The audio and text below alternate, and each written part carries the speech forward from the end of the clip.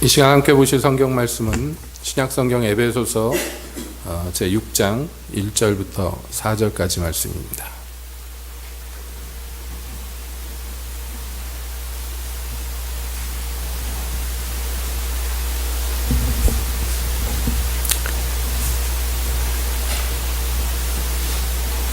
에베소서 6장 1절부터 4절까지 시간에 함께 보시겠습니다. 에베소서 6장. 자녀들아, 너희 부모를 주 안에서 순종하라. 이것이 옳으니라. 네 아버지와 어머니를 공경하라. 이것이 약속 있는 첫 계명이니 이는 네가 잘되고 땅에서 장수하리라.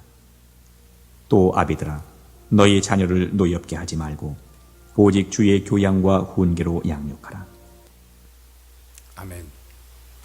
하나님, 이 시간 주님의 말씀 듣기를 원합니다. 주여 오셔서 저희에게 말씀하여 주시옵소서. 예수님의 이름으로 기도합니다. 아멘. 한 주간 평안하셨습니까? 오늘은 여러분 다 아시다시피 어린이 주일, 가정주일 이렇게 부르는 5월 첫째 주일입니다.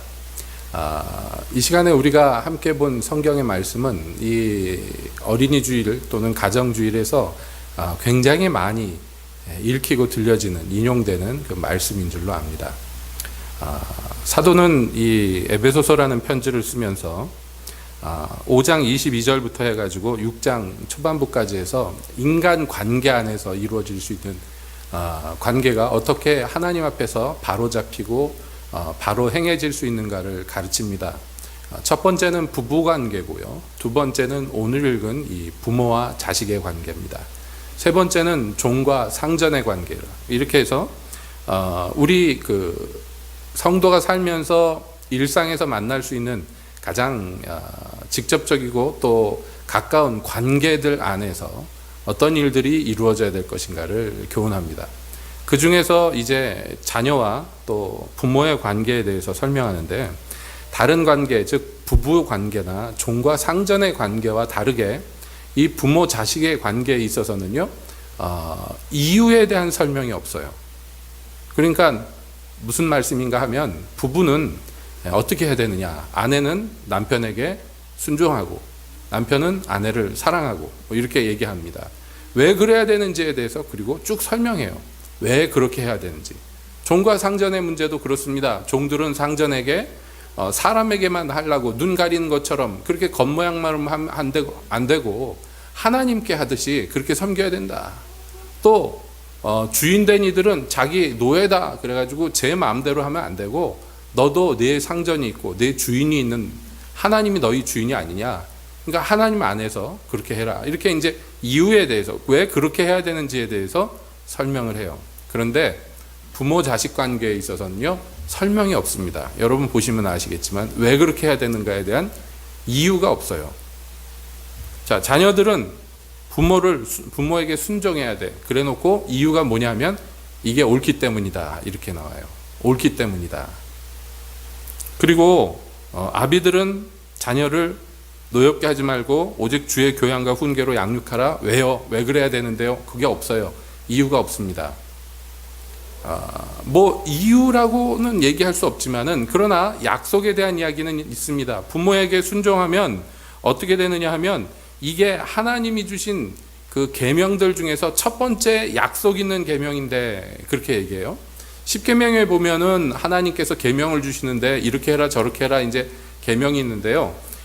그 계명들 중에서 약속이 있는, 즉 이것을 하면 내가 이렇게 해주겠다라는 그 단서가 붙은 계명은요, 부모 공경밖에 없는 거예요. 이게 첫 번째 계명이에요. 그 약속이라는 부록이 딸려오는 첫 번째 계명이에요. 여러분, 부모를 공경하면 하나님이 어떻게 해주겠다 그랬습니까? 내가 네게 준 땅에서 네 날이 길 것이다 그랬어요. 그러니까 오래 살 거다 이거예요. 부모를 공경하면 내가 너를 장수하게 해주겠다, 이렇게 약속을 해주셨어요. 그러니까 이게 뭔가 굉장히 중요하다는 것은 알겠어요. 근데 다시 말씀드립니다. 이 자녀와 부모의 관계에 대해서는 이유가 붙지 않아요. 여러 가지 까닭이 있겠죠. 왜 거기에 대한 설명이나 이유가 없을까요? 네, 당연하고 옳은 일이기 때문에 그렇습니다. 부모가 자식을 사랑하고 또 자식이 부모를 공경하는 거에 대해서는 뭐 방법의 차이는 있을지 모르지만 모든 인류가 사는 모든 지역과 모든 시대에서 이건 공통된 도덕입니다. 어느 나라나 민족을 떠나서 야 자식들아 부모한테 반항하고 부모 말 듣지 마라 이렇게 얘기하는 문화가 어디에 있습니까? 그리고 부모에게 자식을 사랑해라 이렇게 얘기하지 않는 문화권이 어디에 있어요? 인류 역사상 그런 게 없어요. 왜냐하면 사람이 갖고 있는 최소한의 가장 기초적인 도덕성 중에서 이 부모와 자식의 문제는요 가장 기초가 되는 얘기예요. 그렇기 때문에 뭐 하나님도 이걸 명령하시면서 구구절절히 이유를 붙일 게 없어요. 그러나 말이죠, 이 세상의 모든 민족, 모든 나라, 모든 문화에서 효도하고 또 자녀 사랑하는 문제에 대한 이야기가 기본적인 도덕률이라 할지라도 우리에게는 뭔가 좀 달라야 돼. 기독교인들에게 주어진 것은요 세상의 도덕률을 뛰어넘는 어떤 게 있어야 된다는 거예요. 그게 뭐가 있을까? 제일 중요한 건 이것입니다. 오늘 읽은 본문에 보면요 6장 1절에 보면 이렇게 돼 있어요. 자녀들아 너희 부모를 주 안에서 순종하라 이렇게 돼 있어요. 뭐가 중요합니까? 주 안에서. 이게 중요한 거예요. 이게 세상 사람들이 갖고 있는 윤리와 우리가 갖고 있는 계명의 차이입니다. 이게 인간이 해야 된 마땅한 일이긴 하지만은 그러나 그저 마땅하기 때문에만 하는 게 아니에요. 우리가 주 안에 있기 때문에 해야 되는 일이라는 거예요. 우리가 주 안에 있다면 이렇게 하는 게 마땅하다는 것입니다. 그리고 말씀드린 것처럼 여기는 조건이 붙지 않아요.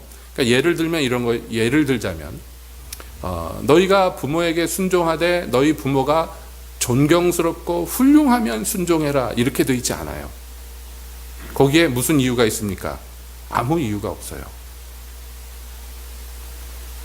여러분 우리가 하나님의 계명을 만날 때 이 깊이 생각해 봐야 될 문제가 이런 것들입니다.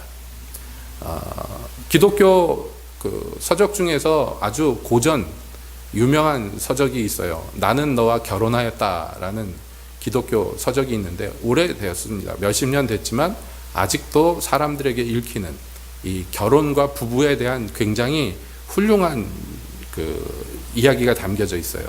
근데 그 내용이 뭐냐면 어떤 목사님이 어떤 지역에 아프리카에 있는 어떤 도시에 가서 이 부부에 대한 말씀을 가르치는 내용이에요. 그런 내용이 이 책의 내용입니다. 그런데 여러분 이 아프리카 대부분의 문화권이요 우리나라보다 더 남아선호 사상이 강하고 이 자식 낳는 문제에 대해서 우리나라보다도 더 강한 문화권이에요. 그리고 부부관계에 있어서도 우리나라 가부장적인 문화보다도 훨씬 대단한 그런 아주 강한 가부장적인 그런 문화가 대부분입니다. 그래서 심한 곳은 뭐 남편이 어디를 출장을 가거나 여행 갔다 와서 집에 돌아오면 아내는 대야에다 물 받아서 남편 발을 씻겨줘야 돼요. 대단하죠? 그리고 나서 그 물을 마셔야 돼요. 충격적이죠? 그런 문화가 지금 있어요. 안 그러면 큰일 나요. 이건 뭐예요? 이건 아내가 아니라 막 그 노예한테도 안 시킬 짓을 그렇게 합니다. 그런 곳에 가서 이제 성경적인 부부에 대해서 가르치는 게 쉬운 일이 아닙니다. 근데 그 목사님이 그 부부에 대해서 가르치면서 아주 중요한 이야기를 해요. 창세기의 말씀을 인용을 합니다. 그러므로 남자와 여자가 부모를 떠나 서로 한 몸을 이룰지니라. 이게 하나님이 주신 부부에 대한 말씀입니다. 맞죠? 그랬더니 사람들이 맞다고 그래요.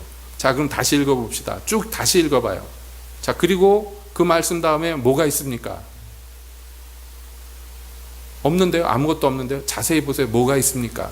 우리말 성경에는 없지만 이제 다른 나라 성경에는 한 문장이 끝나면 점이 찍혀요. 마침표가 있죠?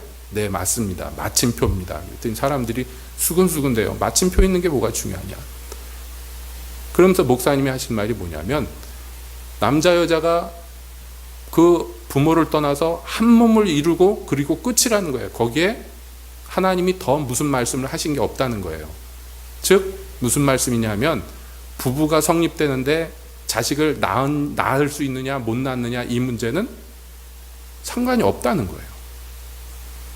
그 얘기를 했더니 사람들이요 충격을 받아서 이 아프리카 분들이요 정말인가 자기들끼리 수근수근 됩니다. 왜냐하면 우리나라도 옛날에 그랬지만 아내가 시집을 왔는데 애를 못 낳아 그러면 어떻게 해요?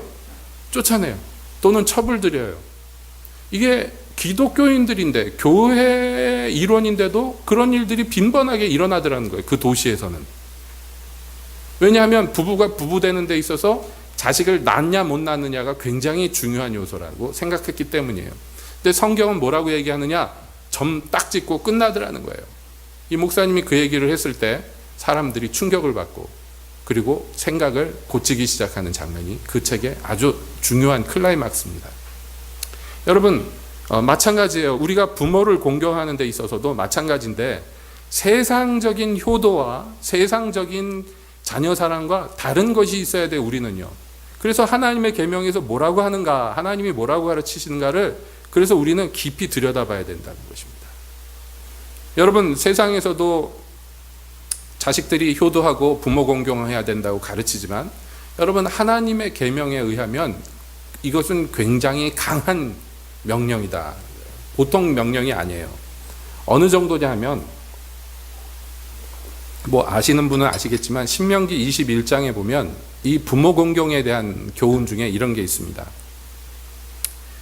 사람에게 완악하고 패역한 아들이 있어 그 아비의 말이나 그 어미의 말을 순종치 아니하고 부모가 징책하여도 듣지 아니하거든. 이게 뭐예요? 불효자죠. 부모 말을 안 들어. 심지어는 부모가 야단치는데도 안 들어. 그러면 어떻게 하라고 돼 있냐면 그 부모가 그를 잡아가지고 성문에 이르러 그 성읍 장로들에게 나아가서, 이 성문의 성읍 장로들은 지금으로 얘기하면 재판정입니다. 법원이에요. 그 성읍 장로들에게 말하기를 우리의 이 자식은 완악하고 패역하여 우리 말을 순종치 아니하고 방탕하며 술에 잠긴 자라 하거든. 그 성읍의 모든 사람들이 그를 돌로 쳐 죽일지니 이같이 내가 너희 중에 악을 제하라. 그리하면 온 이스라엘이 듣고 두려워하리라. 어떤 법이냐면 되게 무서운 법이에요. 불효하면 어떻게 하라고요? 사형. 그런데 사실은 이 법률 앞에서, 하나님의 계명 앞에서 곰곰이 생각해 보면 어떤 부모가 자기 자식한테 이렇게 할 수 있을까 싶기도 해요. 여러분, 어떤 부모가 있는데 자식 새끼가 이렇게 말을 안 듣는 망나니야. 그러면 잡아다가 재판정에 넘기고 그래서 사람들이 돌로 막 쳐 죽이게 하고 그럴 수 있는 부모가 있을까? 그런 생각도 들어요. 여러분은 어떻습니까? 여러분 생각에는 여러분 자식 새끼들이 말 안 들으면 이렇게 해버리고 싶어요? 네? 근데 부모 입장에선 차라리 내가 돌을 맞고 말지, 아무리 개망나니 자식이라도 이렇게 죽는데 내어줄 것 같지는 않아요. 그런데도 불구하고 하나님이 이런 법률을 정해놓으시고 이게 가정의 문제가 아니라 그 민족의 문제가 되게 하셨어요. 이렇게 돌로 쳐 죽임으로 말미암아 너희 중에서 악을 제하라 라고 얘기하셨어요. 그리고 이것이 어떤 본이 될 것인데 온 이스라엘이 보고 두려워할 만한 본이 될 것이다 그랬어요. 그러니까 이 부모를 거역하는 자식은 다시 말하면 뭐라는 거예요? 악이라는 거예요. 하나님 입장에서는요. 굉장히 강한 법을, 그 어떤 법보다도 굉장히 강한 법으로 율법에 제정되어 있습니다. 그리고 율법을 뛰어넘어서도 마찬가지인데 잠언 30장 17절엔 이렇게 돼 있어요. 아비를 조롱하며 어미 순종하기를 싫어하는 자의 눈은 골짜기의 까마귀에게 쪼이고 독수리 새끼에게 먹히리라. 이거는 그냥 사형당하는 게 아니라 비명 횡사해서 제대로 무덤에 묻히지도 못하게 될 거다. 이렇게 저주의 말이 적혀 있어요. 이상하네. 어린이 주일이라 그러더니 자식들 입장에선 부담되는 얘기만 하죠. 성경이 그렇게 돼 있어요. 제가 이런 말씀들을 인용하는 까닭은 뭐냐면 하나님께서 부모를 순종하는 문제를 그냥 가볍게 보시지 않는다는 거예요. 근데 우리가 부모에게 순종하는데 어떻게 하라고요? 주 안에서, 그런 주님의 뜻 가운데에서 순종하라는 거예요. 그러니까 주께서, 우리의 주인이라고 부르는 그 주님께서 이 문제에 대해서 어떤 관점을 갖고 있는지를 우리가 알아야 된단 말이에요. 그것은 굉장히 중요하고 무거운 관점입니다.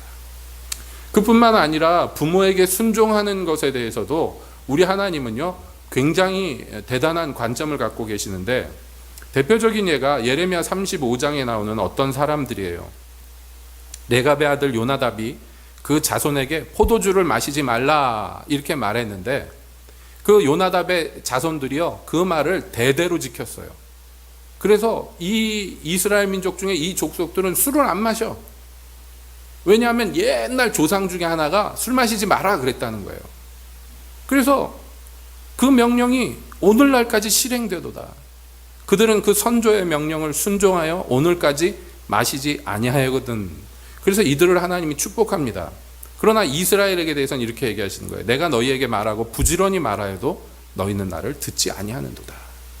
어떤 조상의 그 명령을 대대로 순종한 가문에 대한 축복이 있지만, 그러나 그 축복은 축복으로 끝나는 것이 아니라 이스라엘에게 있어서의 부끄러운 예예요. 어떤 사람들은 자기 부모와 조상의 말도 이렇게 철저히 지키는데 너희는 왜 내 말에 대해서 그렇게 듣지 않느냐는 거예요. 자, 이게 뭐냐 하면, 다시 말씀드립니다. 하나님의 관점이에요. 왜 하나님께서 자기 백성들에게 이 부모를 순종하면 내가 이 땅에서 너희 오래 살게 해줄 거야, 부모에게 거역하면 그냥 돌에 맞아 죽을지도 몰라, 이렇게 이것을 심각하게 다루시는가? 무엇 때문인가? 그것은 하나님의 마음 가운데에 어떤 소망이 있는데요, 그 소망은 우리가 자기 자신의 부모에게도 잘 순종할 뿐만 아니라 하늘에 계신 하나님께도 잘 순종하는 자녀가 되기를 원하시는 소원이 있기 때문이에요.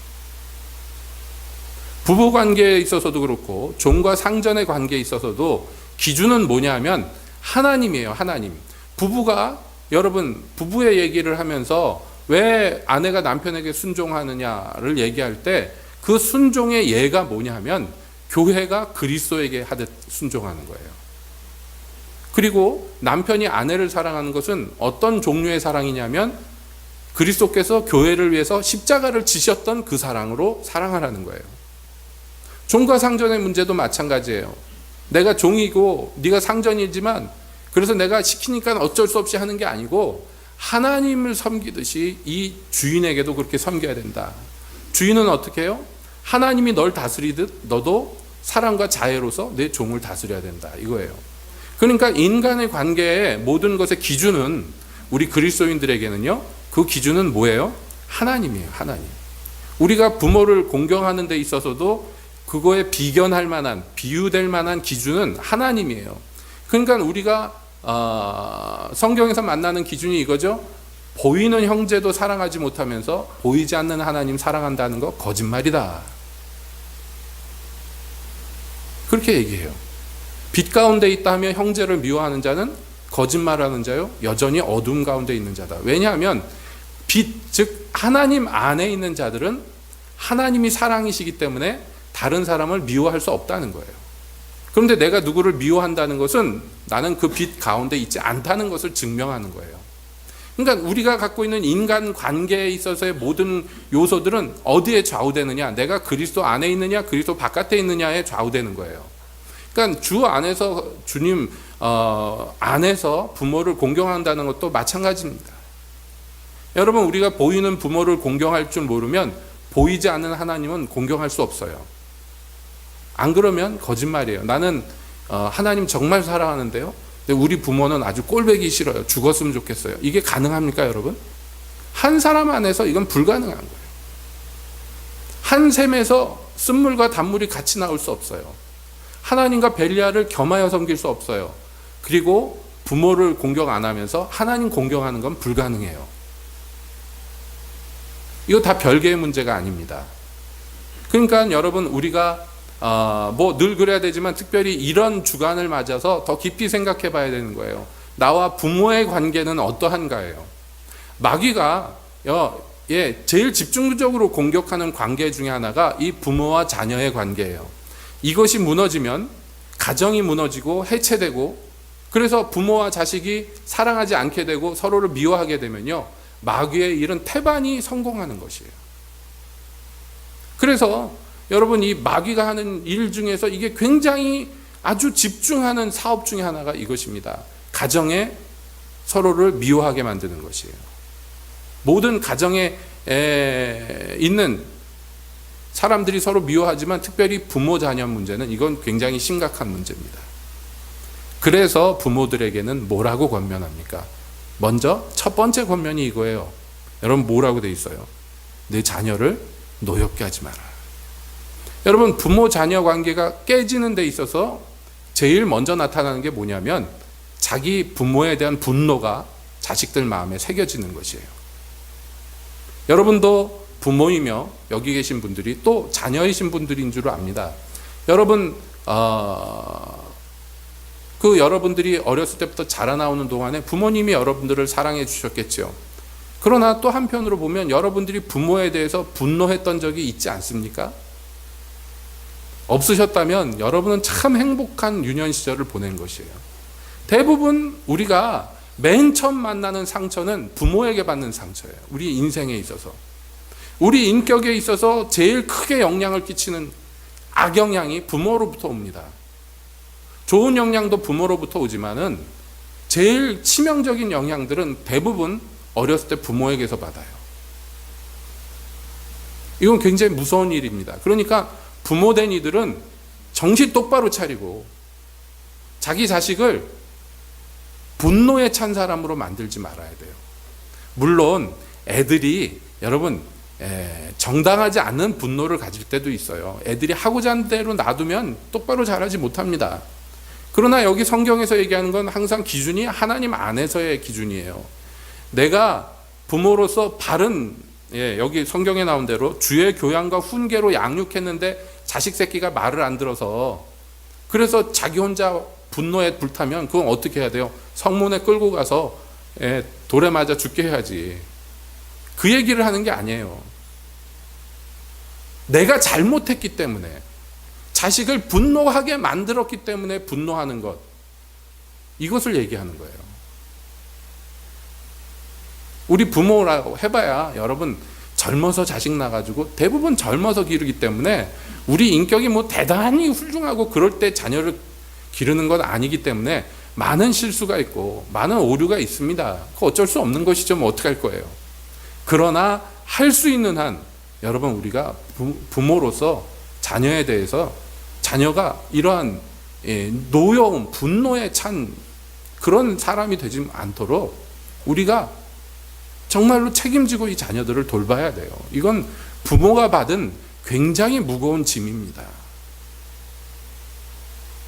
부부관계에서도 마찬가지인데, 여러분, 일반적으로 아내와 남편에게 이 부부에게 하나님이 주신 계명이 있지만 상대적으로 볼 때 누구의 짐이 더 무거운가? 아내들 입장에서는 아내의 짐이 더 무겁지, 내가 왜 저 인간한테 맨날 순종해야 돼, 이런 마음이 들지 몰라요.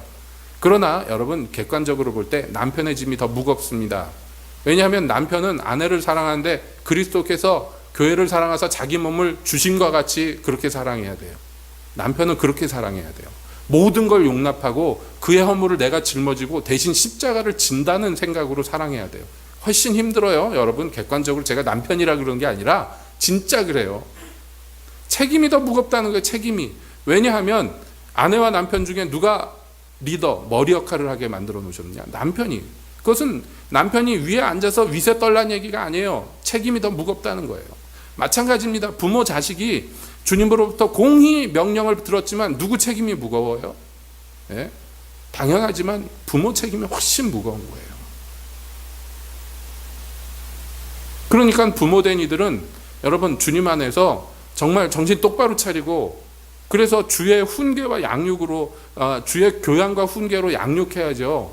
그러니까 그렇게 양육하려면 나는 어떤 사람이어야 됩니까? 주의 교양으로 가득 찬 사람이어야 돼요.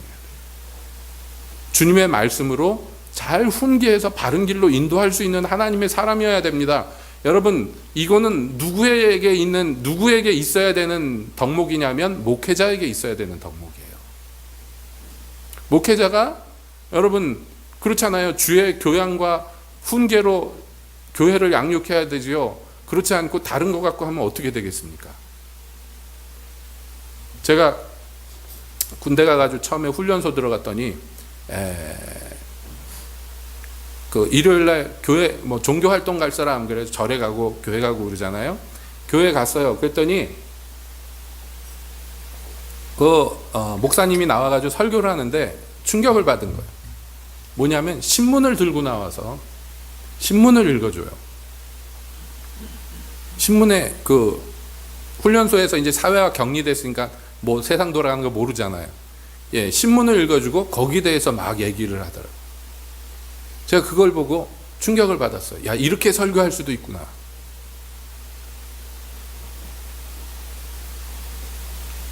모든 뭐 군목들이 다 그런 건 아니지만 그때 제가 만난 목사님이 그랬어요. 여러분 주의 교양으로도 아닌 걸로도 목회할 수 있잖아요. 목회자가 자기 생각대로 아니면 세상 돌아가는 얘기하고 아니면 훈훈한 미담 얘기하고 그러고 넘어갈 수 있잖아요. 인생에 도움되는 무슨 그런 얘기들 노란 손수건에나 나올 만한 그런 얘기들 이렇게 하면서 부드럽게 넘어가면 다 좋아하잖아요. 피차 부담도 없고. 근데 주의 교양과 훈계로 양육하면요 이게 여간 힘든 게 아니에요. 제가 목사라서 그런 게 아니라 여러분 해보면 알 거예요. 여간 힘든 게 아니에요. 그런데 지금 그 기준을 누구에게 주님이 요구하는 거예요? 부모된 이들에게. 여러분의 자녀를 뭘로 기를 거예요? 여러분 사고방식, 여러분이 가진 상식, 여러분이 가진 가치관 이런 걸로 기르면 안 돼요. 그런 걸로 기르면 여러분하고 똑같은 인간밖에 못 만들어요. 여러분보다 좀 못한 인간을 만들겠죠. 그러니까 부모된 이들은 내가 내 배 아파서 난 자식이지만 이건 뭐예요? 하나님이 나한테 주신 나에게 맡겨주신 사람이라고 인식을 해야 돼요. 그래서 오직 주의 것으로만 이 자녀를 양육해야 돼요. 보통 책임이 아니에요. 보통 책무가 아닙니다. 쉽지 않아요. 어렵습니다. 그래도 어떻게 하겠습니까? 자식을 사랑한다면 이렇게 해야죠. 그렇지 않으면 여러분 자녀를 노엽게 만들기가 십상이에요.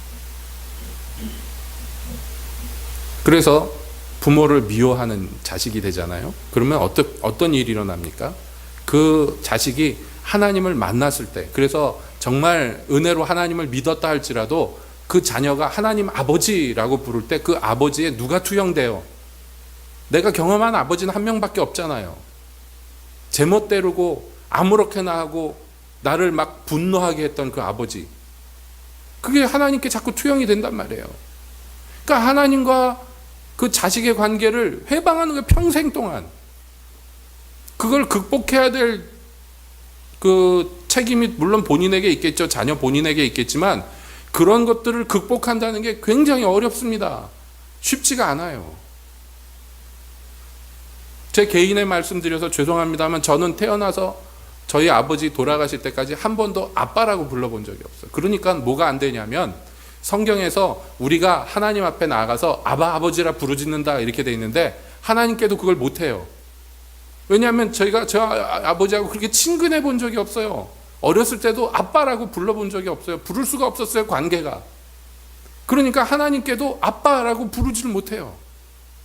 이게 장애예요. 하나님 어떻게 부릅니까? 하나님 아버님 이렇게 불러야 돼요. 왜냐하면 그렇게밖에는 아버지와의 관계를 맺어본 적이 없기 때문에 이거 극복하기가 얼마나 힘든지 몰라요. 얼마나 힘든지 모릅니다.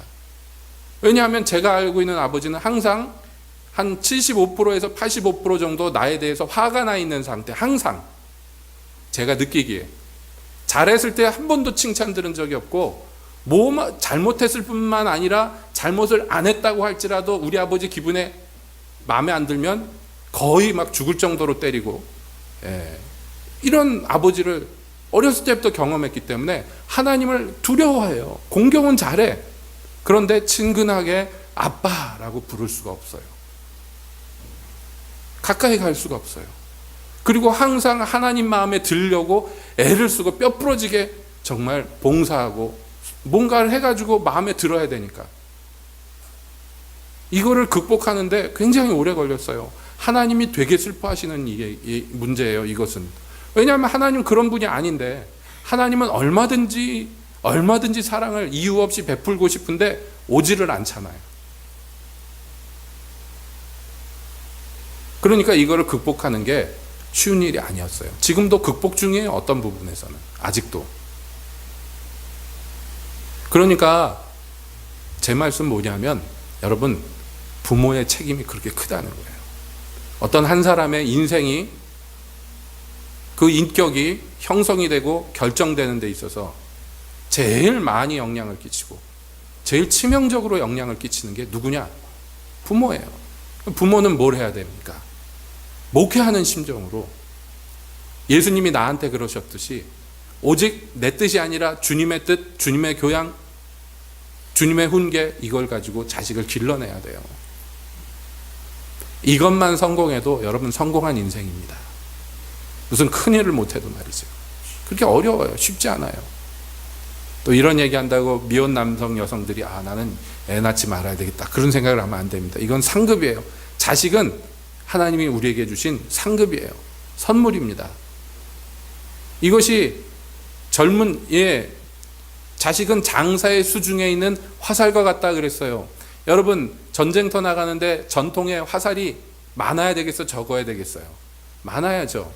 이렇게 잘 길러놓은 자식은, 젊은 자의 자녀는 전통에 가득한 화살과 같아요. 이게 넉넉하게 많은 사람은 원수와 그 성문에서 대적할 때 수치를 당하지 않을 거예요. 이길 수 있습니다. 물론 이것이 육적인 자녀에게만 적용되는 문제는 아니겠으나, 그러나 여러분 잊지 마십시오. 자녀는, 태의 열매는 하나님이 여러분에게 믿고 맡기신 거예요. 그러니까 여러분이 이렇게 잘 길러내려면 내가 하나님 앞에 바로 서야 돼요. 정말 자식을 위해서라도 내가 신앙생활 잘해야 돼요. 내가 거룩한 본을 보여야 돼요. 그것으로 양육해야 돼요. 여러분, 같이 사는데 자식들이 속을 것 같아요? 여러분이 하나님 사랑 안 하는데 얘야 하나님 사랑해야 된다 그러면 속으로 뭐라 그럴 거예요? 아빠 나 잘해. 맨날 보는데, 하나님 공격 안 하는 거 맨날 봤는데, 감사 안 하는 거 맨날 봤는데, 여러분 어떻게 할 겁니까? 멀린 캐로더스 목사님이 아버지가 돌아가시면서, 어렸을 때 아버지가 돌아가시면서, 얘야 하나님이 우리에게 해주신 것이 얼마나 감사하냐. 그런데 속에서 열불이 나는 거예요. 이따위 인생을 주면서 뭐가 감사하냐고.